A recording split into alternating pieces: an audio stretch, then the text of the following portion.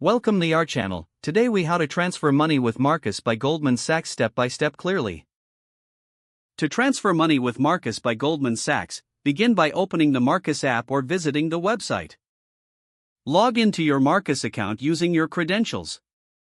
If you do not have an account, you will need to create one by following the registration prompts. Once logged in, locate the transfer or send money option on the main dashboard. Choose the type of transfer you wish to make, such as between your Marcus accounts or to an external bank account. For transfers to an external bank account, ensure that you have previously linked that account.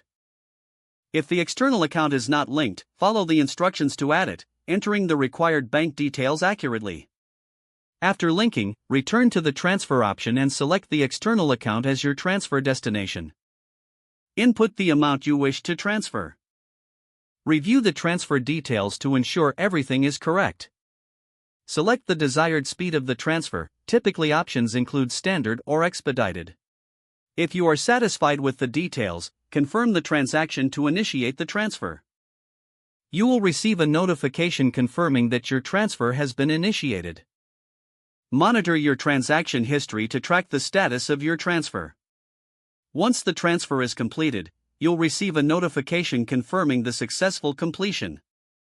If the page does not load, refresh the browser or try again in a private or incognito window.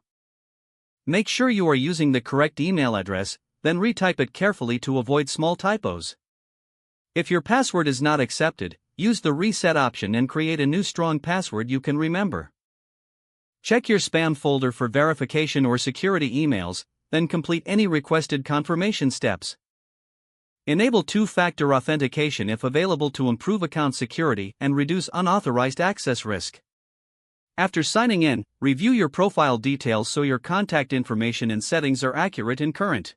If you see an error message, note it down and try again after restarting your device and internet connection.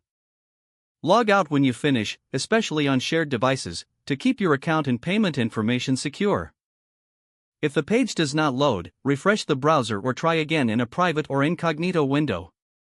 Make sure you are using the correct email address, then retype it carefully to avoid small typos. If your password is not accepted, use the reset option and create a new strong password you can remember. Check your spam folder for verification or security emails, then complete any requested confirmation steps.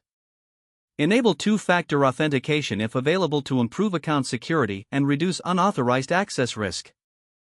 Don't forget to like this video and subscribe to our channel for more step-by-step tech guides.